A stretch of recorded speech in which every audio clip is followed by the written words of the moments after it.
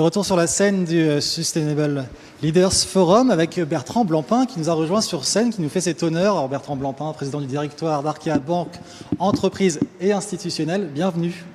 Merci Guillaume, bonjour à toutes et à tous, ravi d'être parmi vous cette matinée. Alors pour démarrer notre échange d'une dizaine de minutes, je vous propose tout simplement de présenter brièvement Arkea Banque et entreprise et institutionnelle, si vous le voulez bien.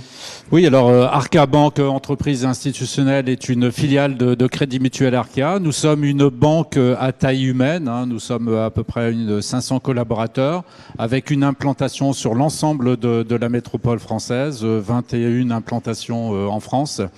Nous avons une spécialité, c'est que nous sommes vraiment exclusivement sur le B2B et nous adressons le secteur des entreprises, les corporates, plutôt les ETI, le secteur des institutionnels, des collectivités territoriales avec l'ensemble de leurs satellites, l'immobilier, immobilier qui soit à la fois privé, donc promotion foncière, marchand de biens, mais aussi public avec le logement social.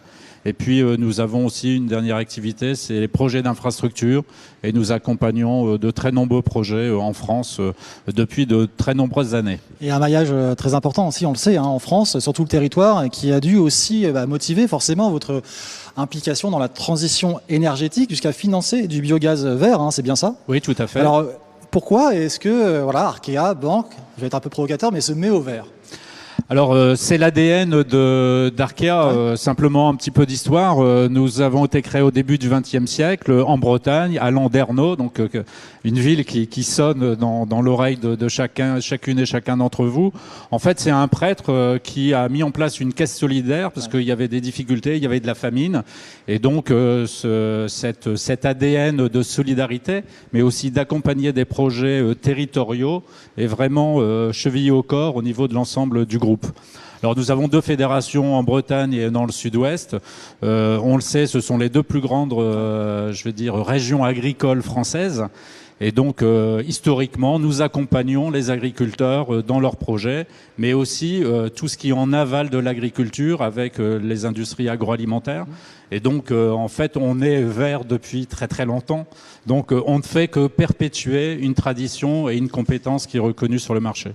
Donc c'est finalement dans l'ADN, c'est du groupe. C'est vraiment l'ADN du groupe, et d'ailleurs on a des administrateurs, on a beaucoup d'administrateurs qui sont issus du monde agricole, et d'ailleurs on a même un représentant de la Fédération des agriculteurs qui est membre du conseil d'administration de Crédit Mutuel Arkea. Alors précisément, en quoi consiste cette énergie renouvelable, plus précisément le biogaz, et en quoi est-ce qu'il peut finalement favoriser aussi on en parle beaucoup depuis ce matin, l'économie circulaire? Alors en fait, ça peut apporter beaucoup de choses. L'agriculture, on le sait, c'est une activité qui s'est beaucoup transformée sur ces dernières années. Alors après une période qui est encore fortement décriée sur l'agriculture intensive, en fait ce que disait Christiane Lambert, la présidente de la FNSEA, c'est certainement un des domaines d'activité qui a le plus investi vers le développement durable, et l'économie circulaire est un exemple. Alors, on a les agriculteurs qui ont des déchets, historiquement, ça dépend des activités, mais bon, le porc en Bretagne, tout ce qui est céréalière, etc.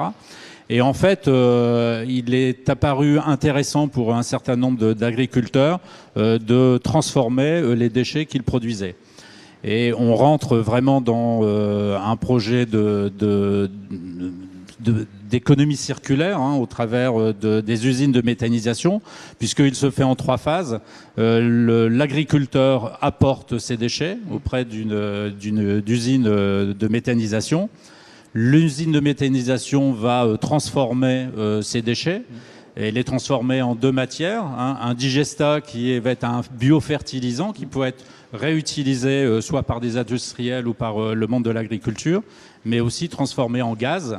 Et donc pourra être commercialisé, et c'est le troisième maillon de cette économie circulaire, auprès de transporteurs routiers.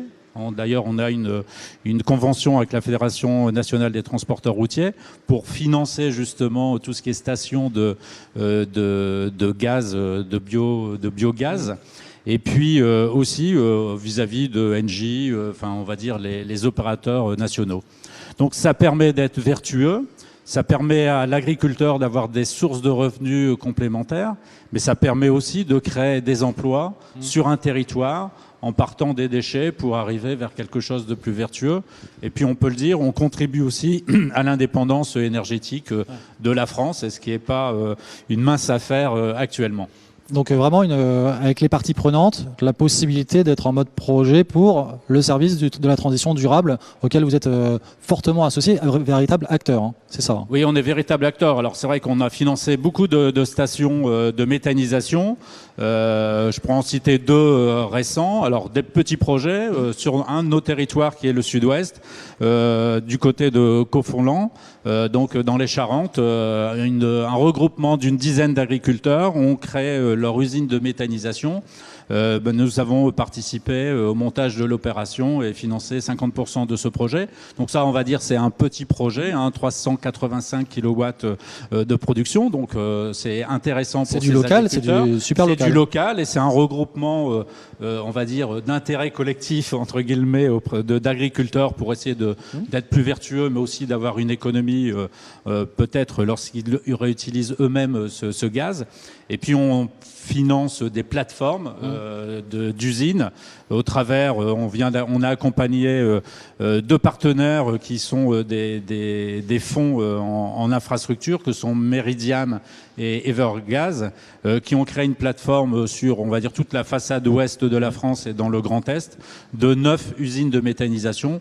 Et donc là, on a fait toute la structuration du projet et nous avons invité certains confrères à nous accompagner pour ce projet qui est d'envergure. Alors j'ai une question volontairement provocatrice qui est de savoir un peu comment est-ce qu'on concilie finalement cette approche vertueuse de concilier la démarche environnementale d'un côté et cette rentabilité qu'impose votre métier. C'est pas forcément deux choses, elles peuvent être en corrélation et vous allez nous le démontrer peut-être. Oui, alors pour prêter de l'argent, la banque doit être rentable parce que nos fonds propres sont issus des résultats que nous, entre guillemets, nous accumulons année après année. Donc nous avons besoin d'être rentables. Mais après, la rentabilité, c'est pas un objectif en soi. Je pense que Arkea a montré que nous sommes plutôt un partenaire de long terme et nous savons accompagner les projets de nos clients. Alors, ce qu'on fait notamment pour favoriser la transition environnementale, et notamment au travers du biogaz, c'est que nous avons mis un certain nombre de dispositifs depuis de nombreuses années. Nous avons mis un produit d'épargne qui sert un peu moins d'intérêt, mais les intérêts que nous ne servons pas à nos clients, ils vont où ? Ils permettent de financer des projets et ces projets sont sélectionnés par nos clients. D'accord. Donc ça, c'est un premier élément. C'est de l'épargne verte. C'est de l'épargne vraiment verte. Nous avons mis à disposition de nos clients que des fonds ISR depuis 3 ans. Je pense qu'on a été un des premiers à le faire sur l'ensemble de la gamme. Et puis nous avons développé ce qu'on a appelé le prêt Pacte, le prêt Impact, bon, qui a fait grand bruit sur la place, qui est très très mis en avant par les médias, mais principalement par nos clients, parce qu'on a des clients qui font des vidéos spontanées pour mettre en avant ce qu'ils ont fait. Ils sont ambassadeurs en plus. Ils sont très ambassadeurs. Le principe est clair. En fonction d'axes de progrès qui sont définis avec un cabinet indépendant Etifinance, chaque année, les indicateurs sont revus.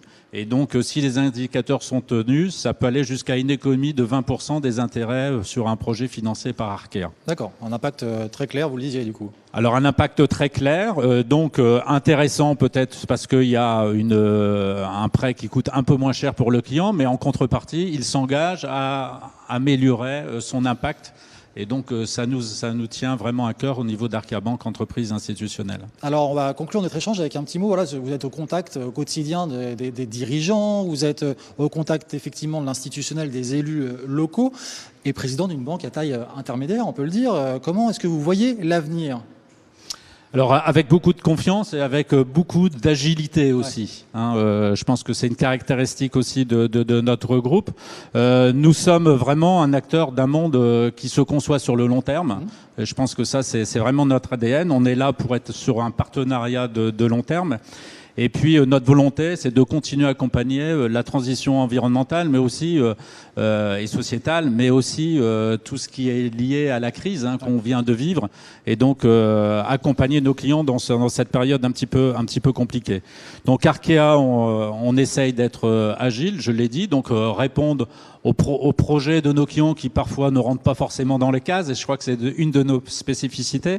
On essaye d'être innovant, c'est ce qu'on a fait avec le Pré-Pacte, on l'a fait sur d'autres choses, donc on est à l'écoute de ce qu'attendent nos clients. Et puis, ce qu'on essaye aussi, c'est de continuer d'accompagner les territoires. Nous sommes une banque historiquement régionale. Nous sommes un vrai partenaire des acteurs locaux et des décideurs économiques. Et donc, on est confiant parce qu'il y a plein de belles choses encore à faire. Et je pense que la période qui s'ouvre devant nous nous laisse de très très belles perspectives. Donc une mise en perspective, un avenir que vous voyez avec en tenant en compte vos valeurs historiques pour mieux vous porter vers l'avenir, c'est bien cela? Oui, tout à fait. Donc vraiment accompagner les projets de nos clients, accompagner les territoires pour faire en sorte que nos territoires se développent, créent de l'emploi, se transforment et soient beaucoup plus compétitifs sur une échelle, on va dire, plutôt internationale. Parfait. Je vous remercie beaucoup Bertrand et je vous dis à très bientôt BINstitute. Merci de votre invitation.